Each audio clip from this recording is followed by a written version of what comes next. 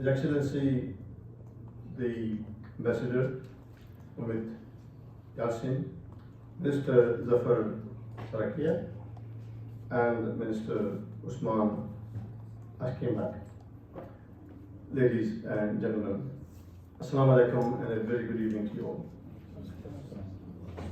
It gives me a great pleasure to be here among friends discussing a very important issue.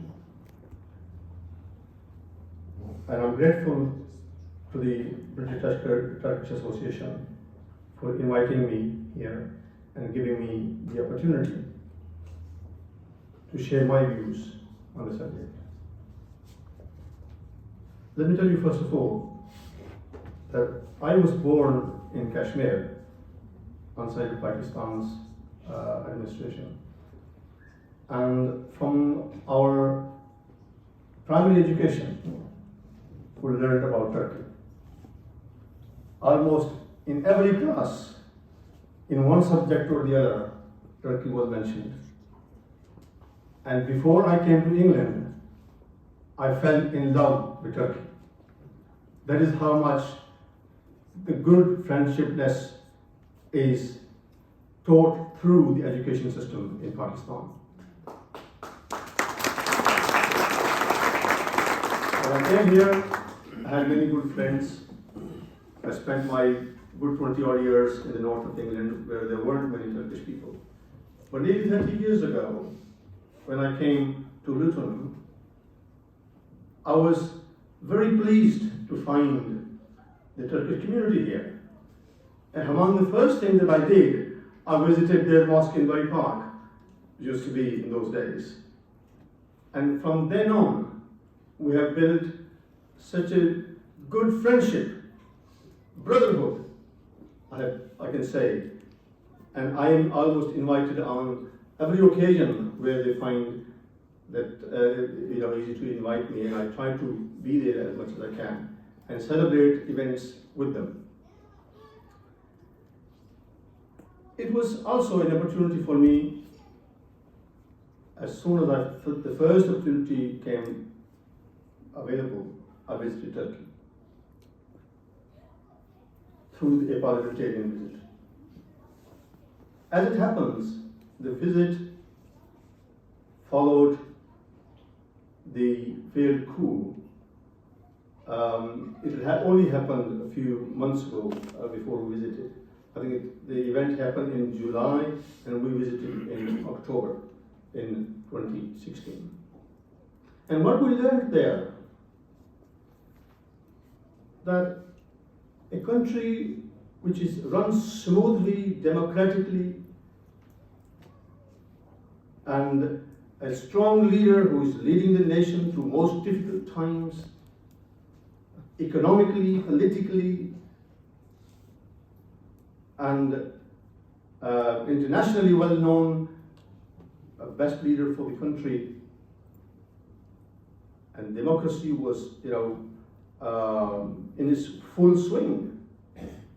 All of a sudden, some people within the Turkish security forces, Air Force, decided to derail the democracy. And in doing so, they killed their own people.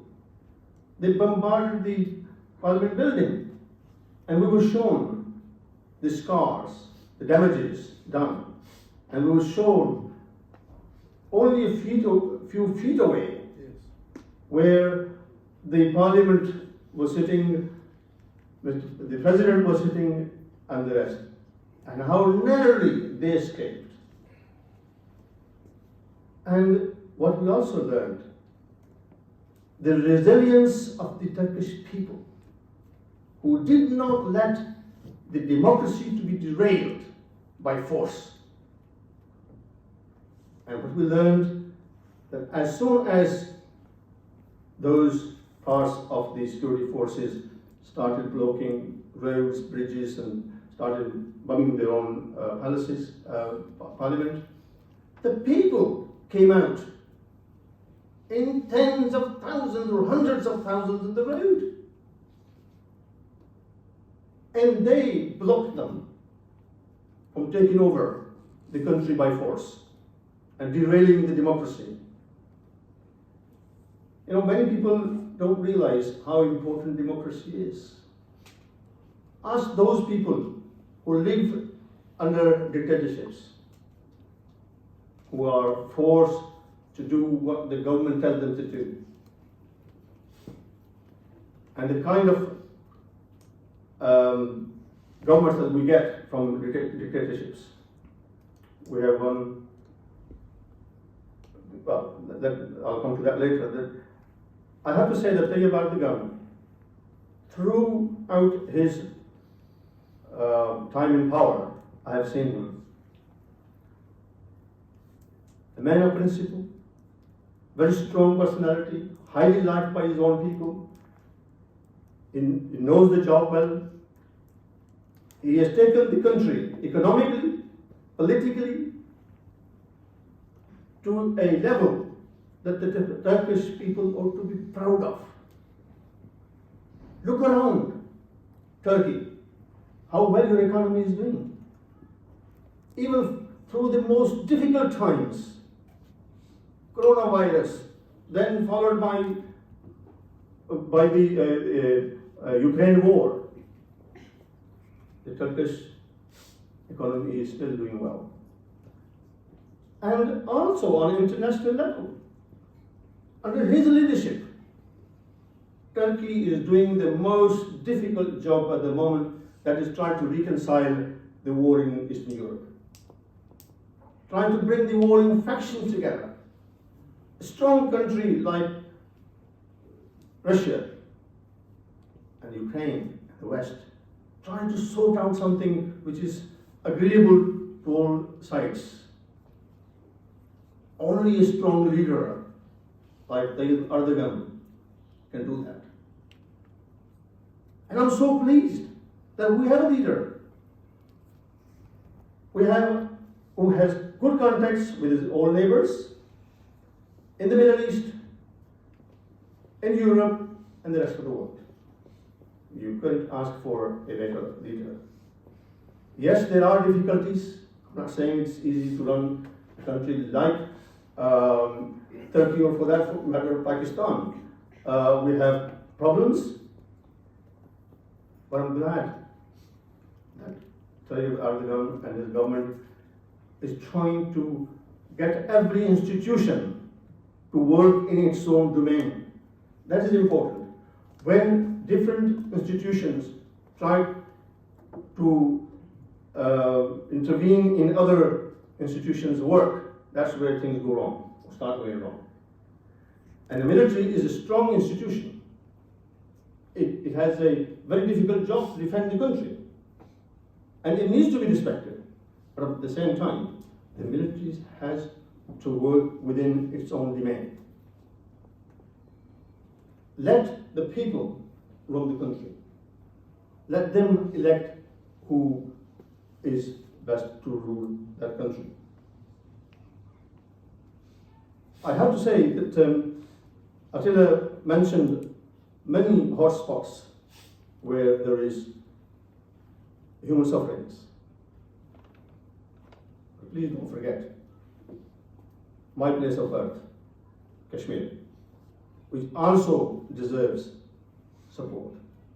They are waiting also for a UN mandate to be delivered, which was promised to them in 1947-48.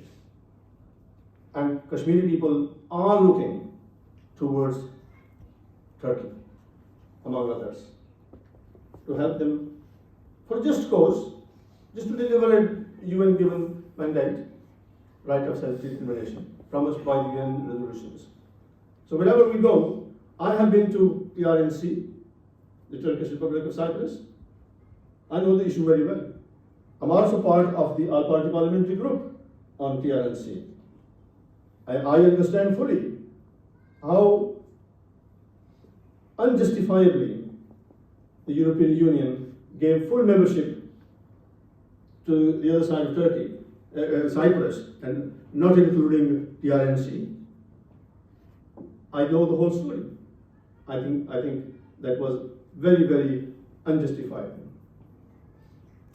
And I hope that there is peace in Cyprus as well. And I hope the Western countries will help to bring peace in Cyprus too, because that is one thing that I would want to see, peace.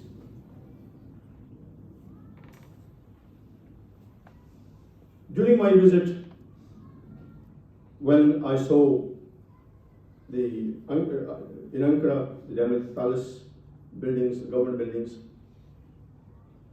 I also saw hideout areas which were cleared by the army in Diyarbakir.